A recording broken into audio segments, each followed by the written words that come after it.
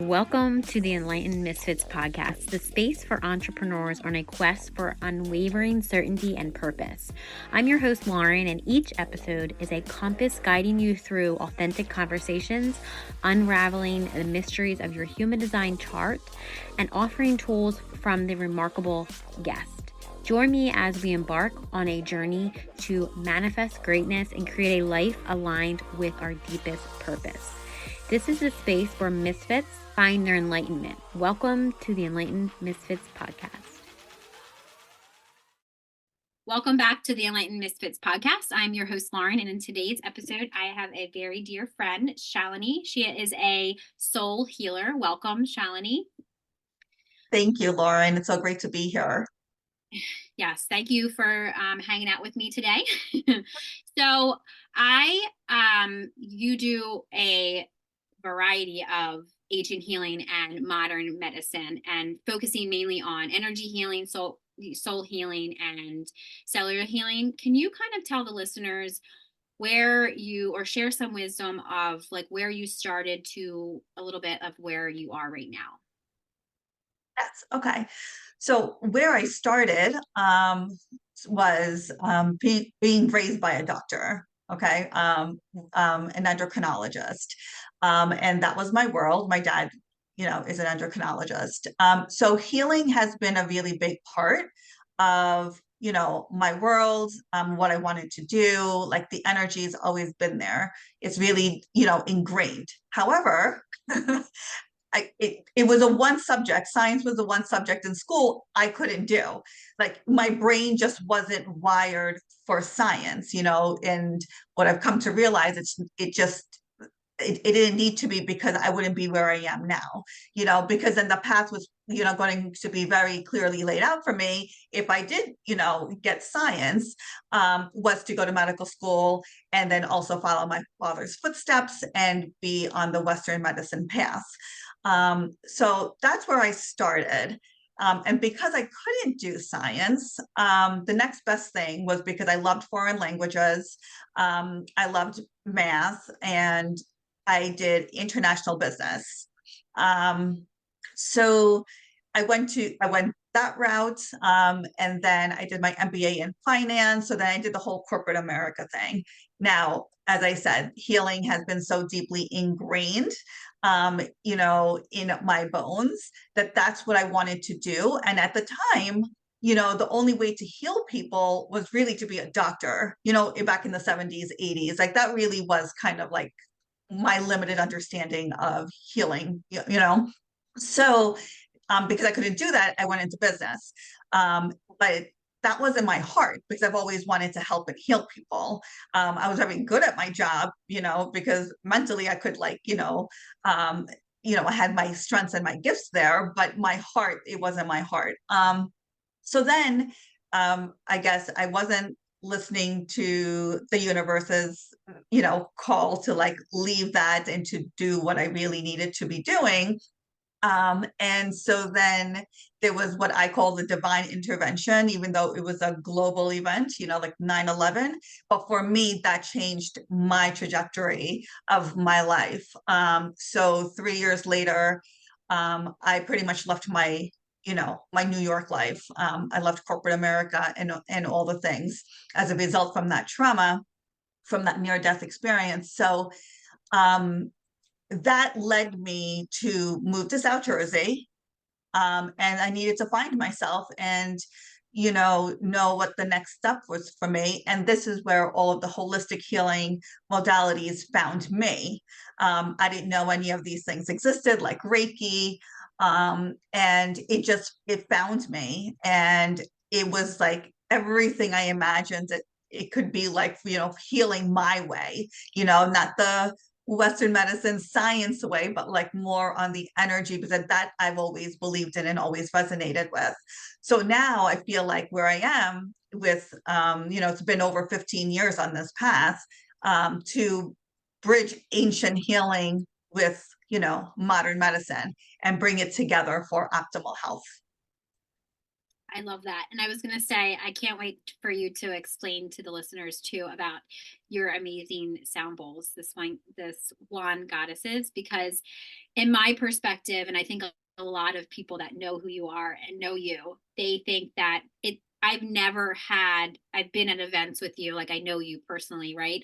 But I've never, that gift of the bowls is just, it's magical. Like I can't even, I can't tell you in words how it feels. Like they just have to experience it with you, or just experience your healing sessions with the bowls, because you can't listen to a YouTube recording. You can't listen to any type of recording like to get that experience. Like, and when I've experienced it in person with you at that event, I was like, wow, I've never, ever, ever, ever had this type of experience before. So do you want to share a little bit about the swan goddesses? Yes, of course. Oh my goodness, the bowls, the bowls. Yeah, I usually just call Um, them the bowls, but no, the no, listeners no, are no, no, like, no, what are no, they talking no. about? Oh my God. It's just like they are magical to the point where, like as you know, that and you mentioned like the business is called, Swan Goddess. And so then of course I needed a name for my bowls. And so now and like you're saying, people that have experienced the bowls, consistently just have no words. I have no words either for like playing them and the way they come through, Yeah, but magical is always the word, and it's because it's really something we can't put words to. It's like an experience, once you have the experience, it's so true. And, you can't like go back to anything else, right? So it's like, so I call them my swan angels, because they're also so angelic, So with the bowls, I have the whole set, like this, 8 bowls, from all the chakras, and so the energy centers, and they're so from the root to the soul star. I added the eighth one a couple of years ago. So um it's all about cellular healing. They say similar crystalline structures are in our bones that are clear quartz, that are in our watches and other technology. So we also have that similar crystalline structure in our bones. So when I play the bowls, it allows the sound and the frequency and the vibration like goes straight to the bones, right? It permeates through our skin, through all the things, and it just hits our bones at a cellular level. So whether we feel relaxation, we see colors, we have an experience, we have visions, it could look like anything, whatever the body needs at that moment for you is what you will receive from these bowls. But at the end, no matter what you receive, it will be you will feel lighter, you will just feel like you were just like surrounded by like angelic wings and held and nurtured and protected, and like there's like this divine love, and I think that's why it's so hard to really put into words, yeah, what the experience is like until you've experienced it. And you're right, it's hard to really get that through YouTube, or other sorts of recording, because with pandemic I tried to do that because I couldn't play them anymore in person, and I know that was the healing so many people were seeking, but there was just not enough microphones and this setup and that setup, because I looked into it. Trust me, I looked into how can I do these bowls, so I can help people feel some sort of relief and take some pain and worry away at that time. But it really is just isn't the same. I'm hoping someone eventually comes up with something so people have access to this across the world, and it's not only limited to in person, but it is, they are really quite magical. And, people, I can only hope that if wherever you are in the world, that you can find someone, and experience the bowls. yes. Now, when you said when you do your healing sessions, like with clients, like over Zoom, if that's what, and you're not in person, now do you use the bowls, or you don't normally use the bowls with them? It's more of like events or in person, like you said. Yeah, bowls are typically in person. And my virtual healing sessions are Reiki, meditation, yoga, like chair yoga specifically, because Okay. that's easy to do. And that's what corporates, like I do a lot of corporate healings. So, they're already in conference rooms, they're already at their desks, right? So like, we just people just, if people are still working from home or they're wherever they are, they can just log in, and then we do chair yoga.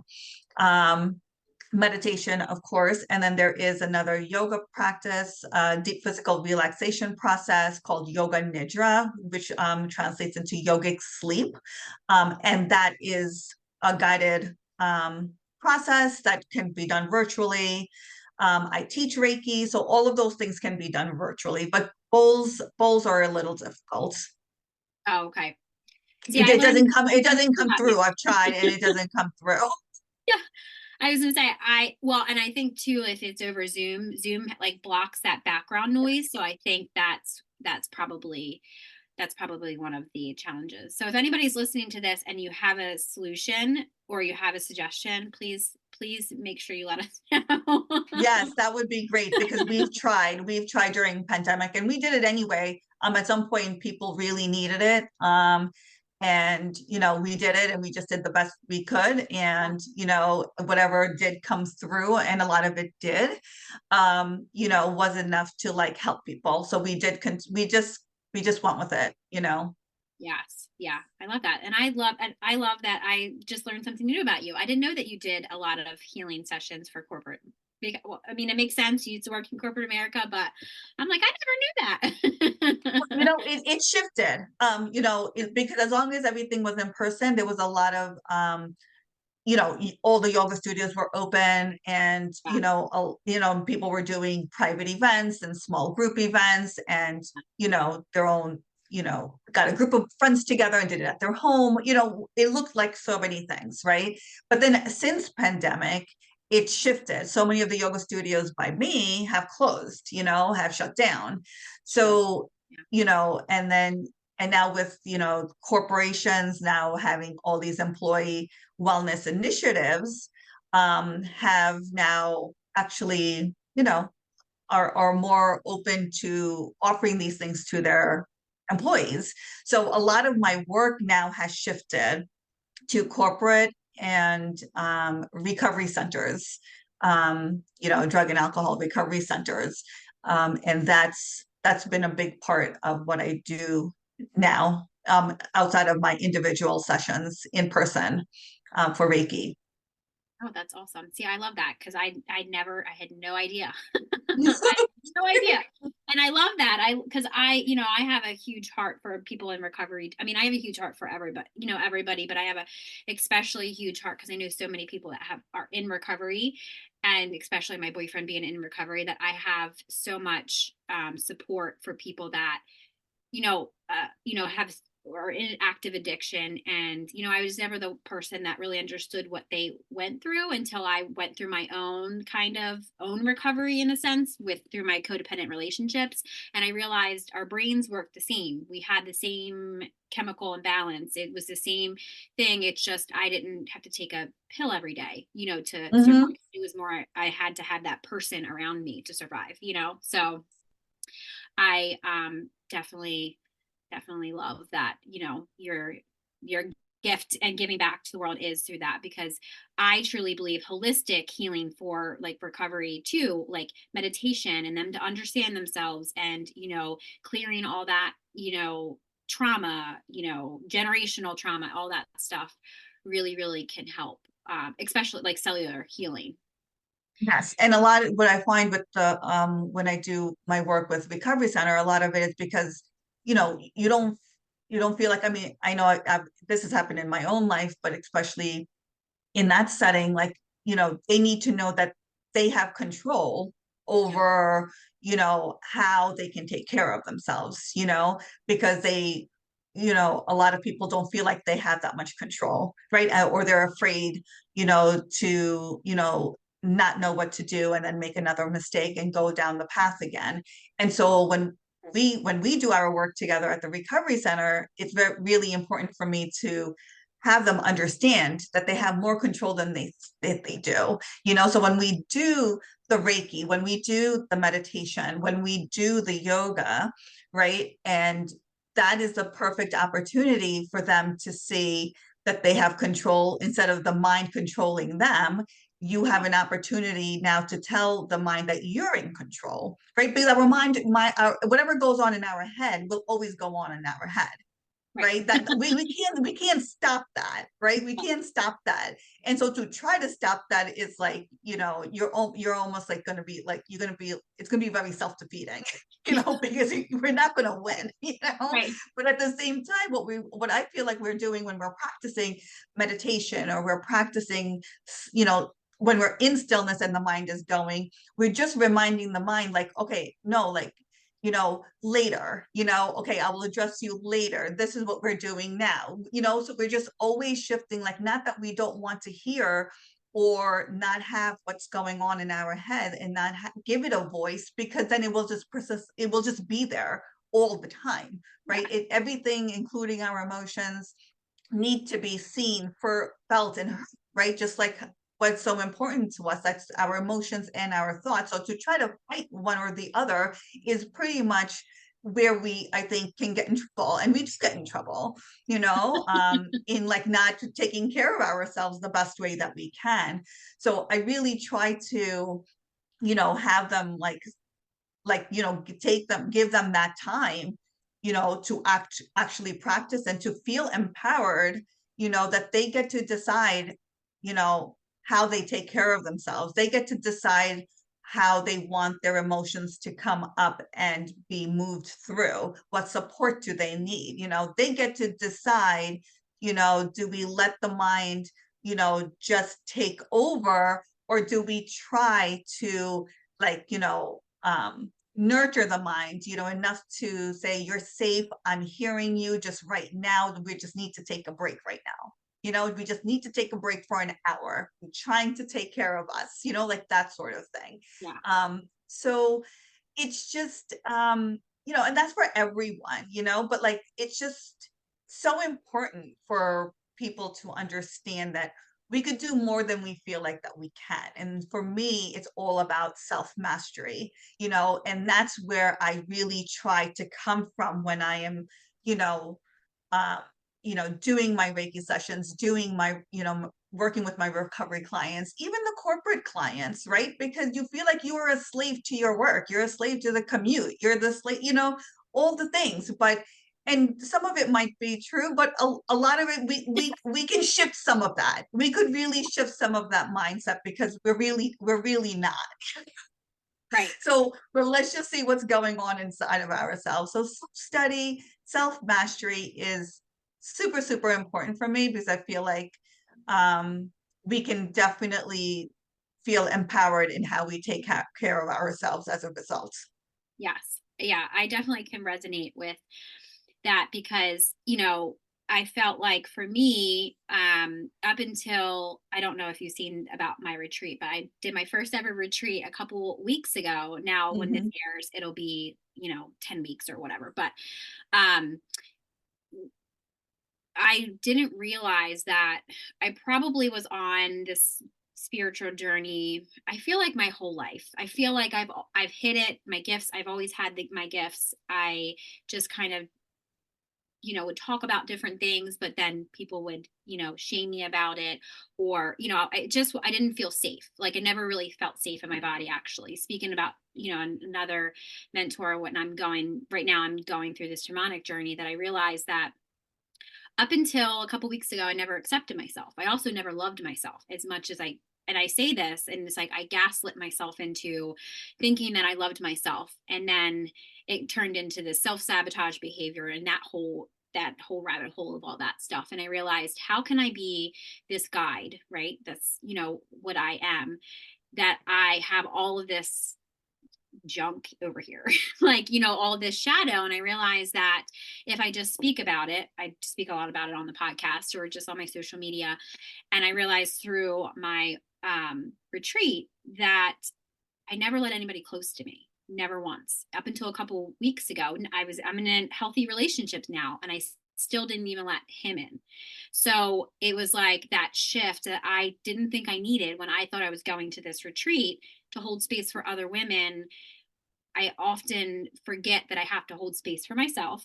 I have to, make sure I say self-love and truly believe self-love. Like I do it for myself, right? It's not just going to get your hair done. It's not just going to get your nails done.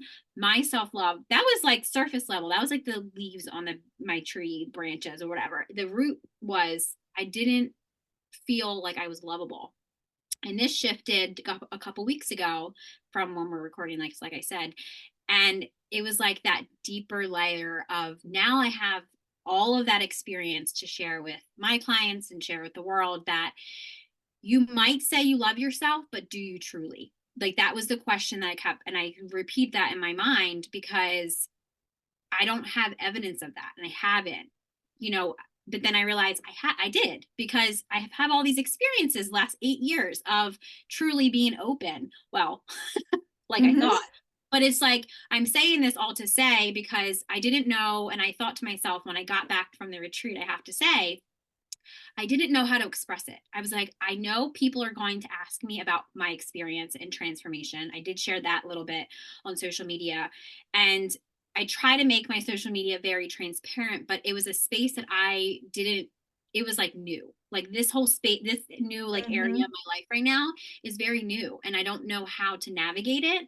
So it's like I'm trying, I'm not trying, like I'm doing my best to navigate through having my heart open and not closing it every single time that I feel shame or feel vulnerable and just kind of speaking that. And it's a different type of experience, but I could feel my heart closing and I still feel my heart closing sometimes. And I just, like you said, I allow myself, no, I can control this. Like my mind is not telling me, my mind would always say, oh, no, no, no, we're not doing that. Oh, no, no. And I'm like, no, but I'm safe. Like it's different. Like if it's a different experience, Mm-hmm. obviously if I'm not safe, I know that. But it's like, with all that to be said, I feel like whoever needed to hear that could be experiencing the same thing, that I did. Even if you have been doing this for a long time, I feel like that was my self-sabotage. Do I talk about it or do I just act like it didn't happen? And then I'm like, but me being authentic and real, I have to talk. Oh, I have to talk about it. I have Yeah. to say something. I have to say something, but people from their own point of view, from what I posted, I said this to a couple other people, they thought that there was something wrong. And I said, no, I appreciate you asking if I'm okay, but I'm okay. Like I'm just speaking it for the people that may need to hear it too. Right. So Yes. anyway, And I the went thing off the is, tangent for and this. right, Yeah. Yeah. right. And like you said, you're okay because you've done the work enough to know that when something like that comes up, like it doesn't necessarily scare you. You're willing to look at it. You're willing to just explore it. You're willing to, you know, like let it present itself the way it needs to so you can actually, sort it out and decipher it and discern. So I feel like so much of that time when we don't know, and like this new space that you're talking about, Yeah. um you know because that retreat was transformational, right? And because it's new and it was deep, sometimes we just don't need to do anything. We just need to be, Right. because we need that integration time, and we can't process it right now because it's not fully integrated, so once it's, and as long as it needs to take, because eventually it will take, and you will be able to know what that is, and maybe put language around.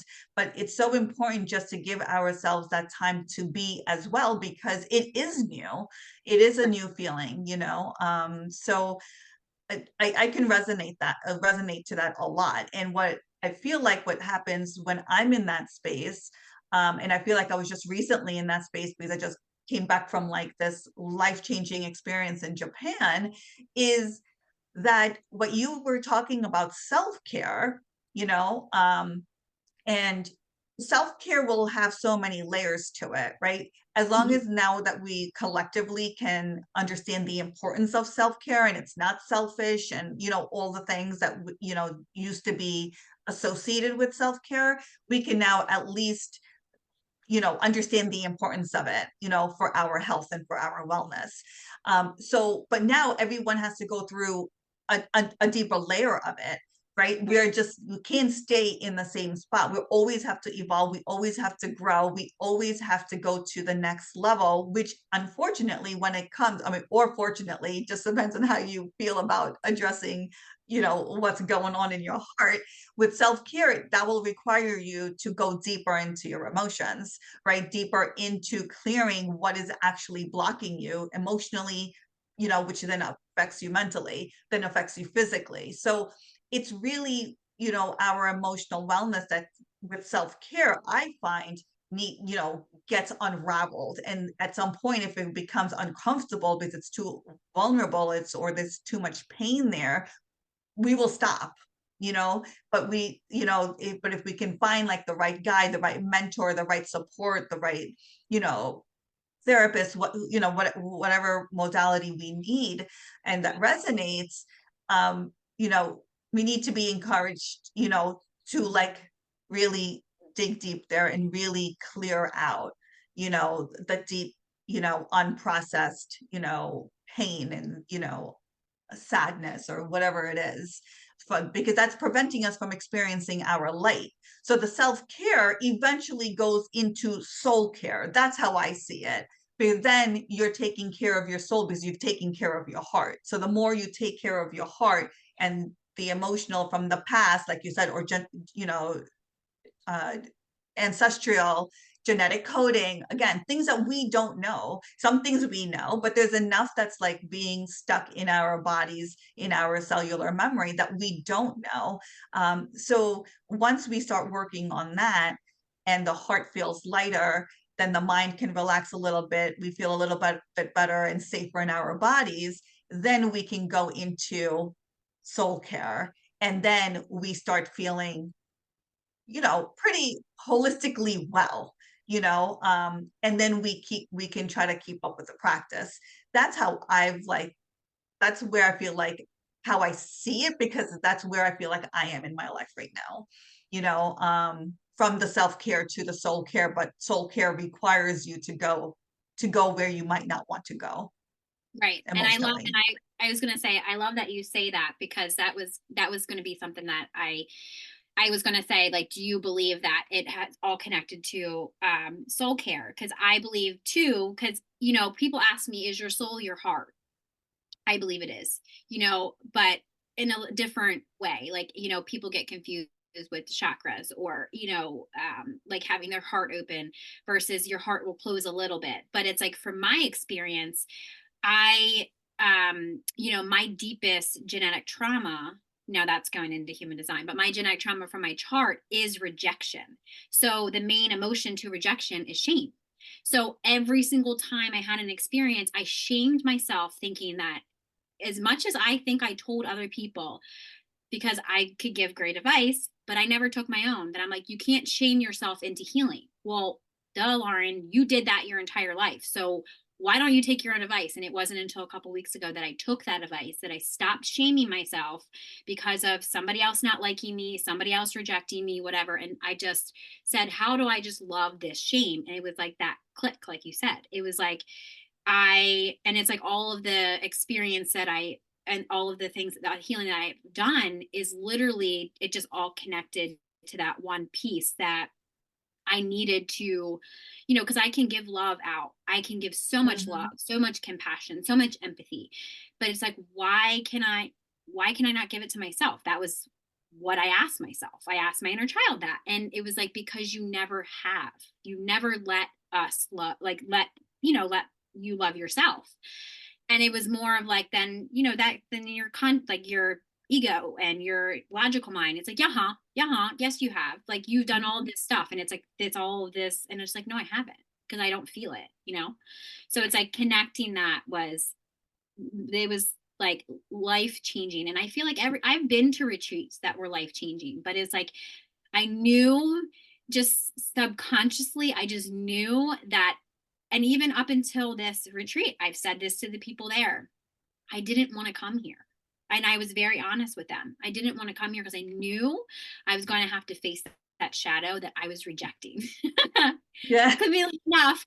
And it's like, and you know, and it was a safe space. And you know, they're not going to take that personal. It has nothing to do with them. It has everything Mm-hmm. to do with me. And I feel like I always look at the world like that, you know, self-judgment, self-criticism. It's like, how can I stop judging myself so much so I can stop, you know, placing, you know, criticism on myself to be better, do better, expect stuff. So I love that you help others, especially because I feel like people, especially people in recovery, no matter what they're recovering from, they have that high expectation of themselves. And it's like, why can't I do this? Why can't I be here? And it's just like being, like you said, I just need to be.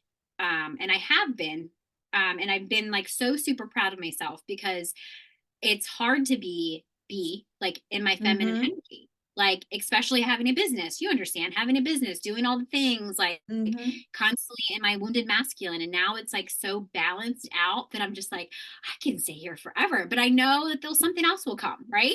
And but here's the thing with my life, it's just how it's gone. I've always chased after and just held on to things, and I now am not, because I'm just going to take what I have, like just be in it right now, because I know it's not going to be forever, because that's just, I know that's just how my life is, you know. And Mm-hmm. I just know that that's my purpose here. It's, I need to go through different um different levels of my heart, like layers of my heart, like, or layers of just in general healing that and I don't like to think, and people are like, oh, here we go again. I used to tell myself that, but I can't tell myself that, because then I'm going to miss the moment of even enjoying where I am, like right now, you know? Yeah, there's so many layers to it, right? I mean, think about like how old you are. That's how much experience, that's how much layers of emotional things we 35. we have within us. It's not going to just happen overnight. It's not even going to happen within months. It could be like a lifelong journey, right? Yeah. But we can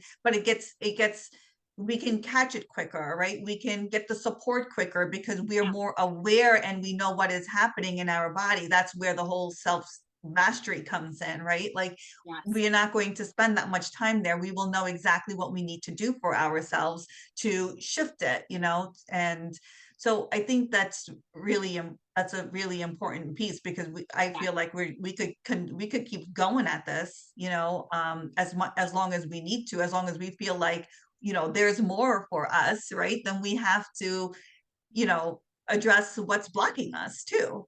Right. And I don't know if this resonates with you, but it resonates with me. It's that moment that I feel like giving up, because I've had those moments that I actually tried to give up and it didn't work. So that is like that moment that and it's usually just one thing on, it could be one thing, a text message from somebody. It could be a friend that just sends me a message that it's just like, I don't want to be like, I think I even heard myself or maybe said out loud in the shamanic journey that I was just like, God, why is it so hard? Like, why is life so hard all the time? And it was just like that shift with my mentor.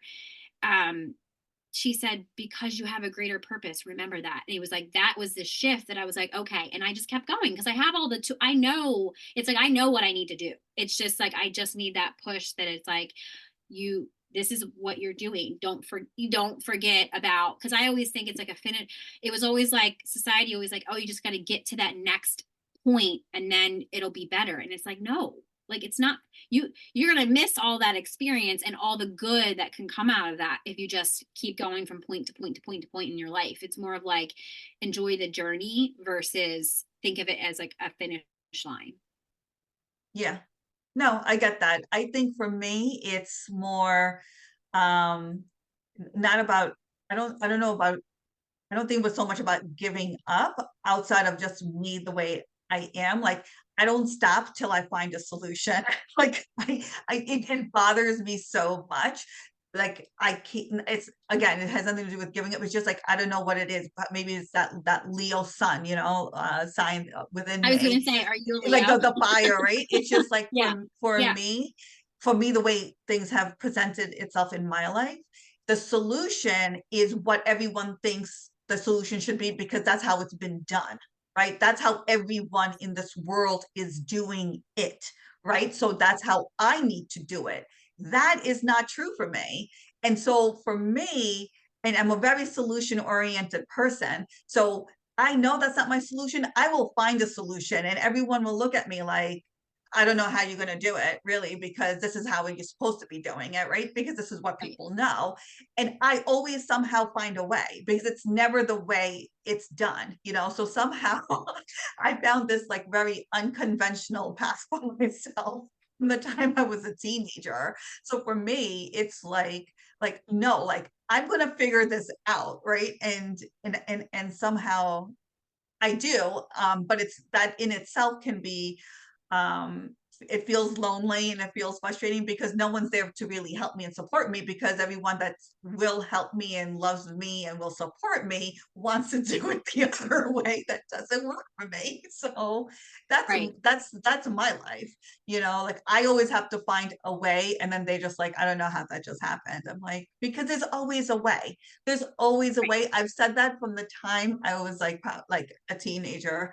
I don't know why I felt that way, but I always did. Everything, like, you and I believe in this, that all things are possible, right? There's Right. like, Yeah. things are like, opportunities are limitless, solutions are limitless, like, Right. thinking outside of the box, whatever language you want to put around it. You and I Yeah. believe in that. But I feel like my life has literally played out that way, Yeah. because I've had to, so no one can really explain my life. Like people in my life right now cannot explain my life because I've not done it their way. Yeah. And Well, I'm continuously not doing it their way because it just doesn't, it's not necessary. yeah.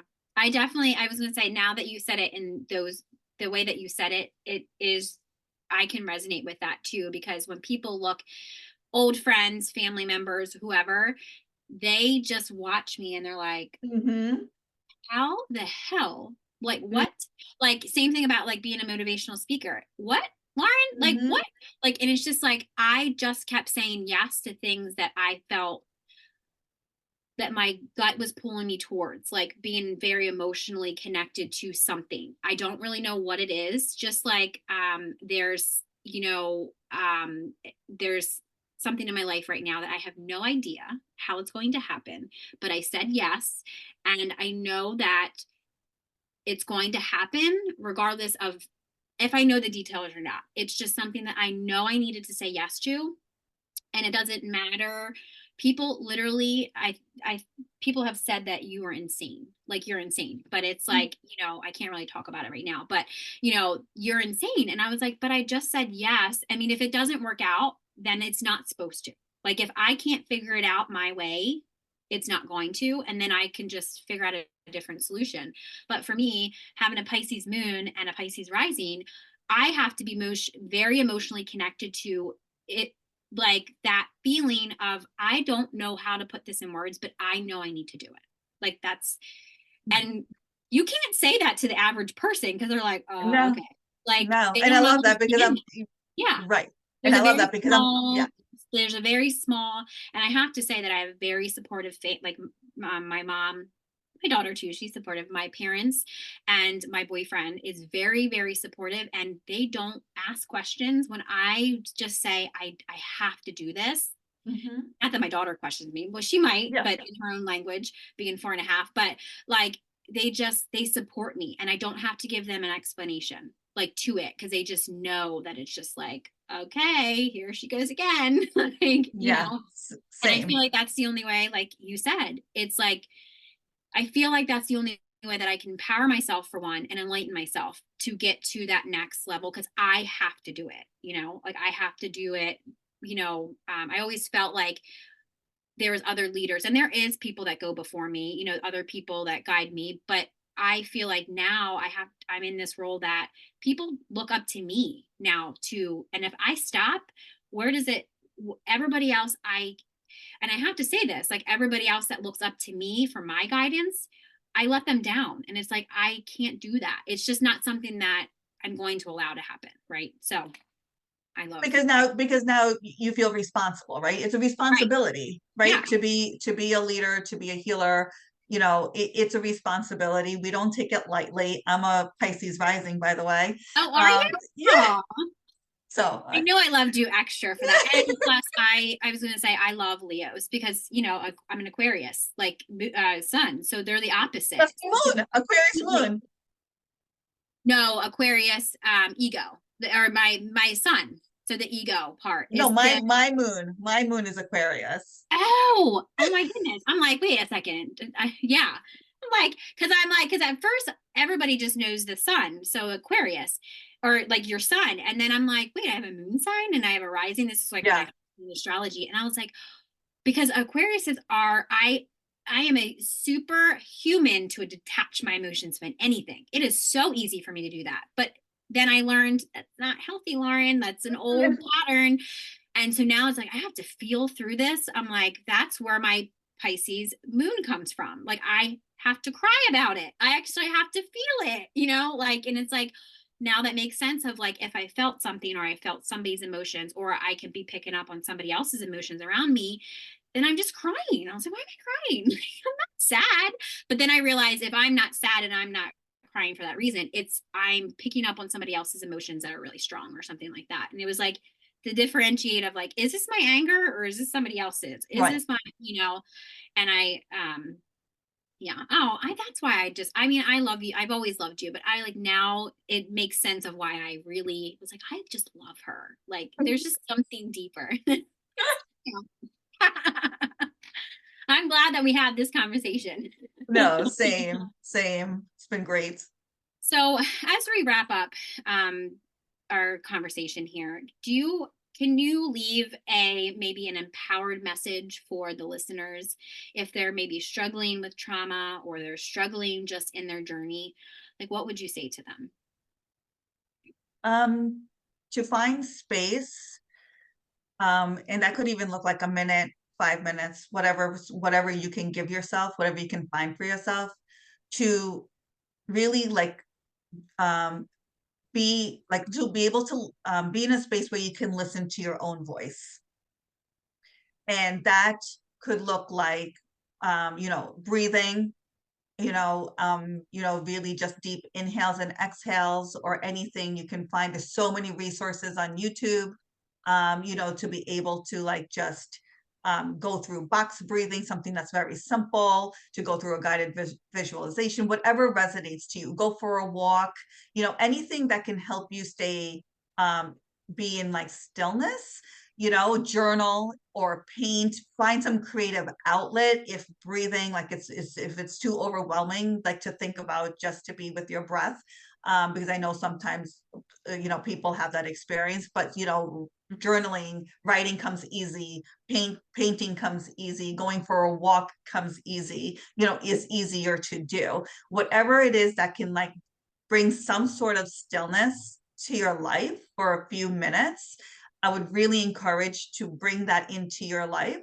So you can eventually like come down from all of the external stimulus and all the external voices that are probably, causing even more, detachment from like, what is like how to support yourself or what is true for you.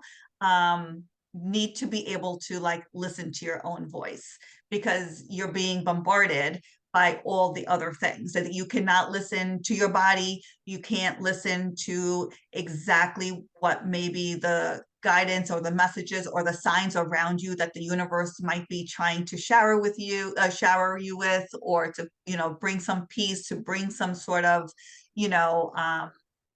like calm in your life.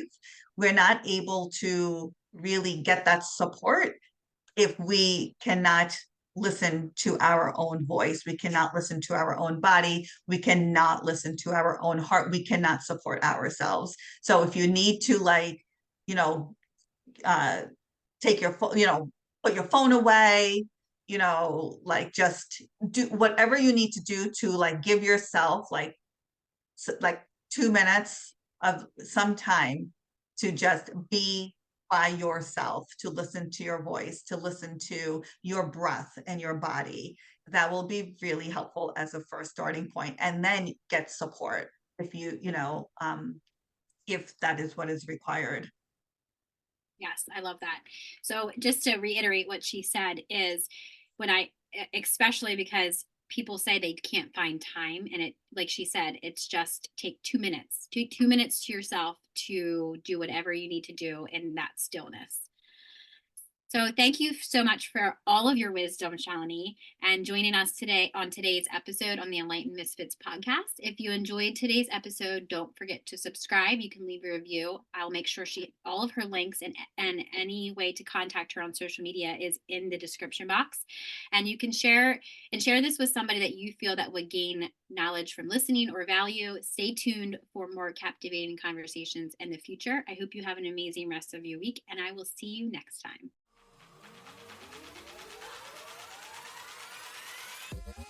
Thank you for joining us on another enlightening episode on the Enlightened Misfits podcast. If you resonate with this conversation and found it insightful, don't forget to subscribe, rate, and leave us a review. Your feedback fuels our mission. Remember, your journey to unwavering certainty and purpose is ongoing. Stay connected with us on social media, and let's continue this conversation. Let's manifest greatness in our lives. Until next time, this is Lauren from the Enlightened Misfits podcast. Stay enlightened, stay inspired, and keep manifesting your extraordinary path.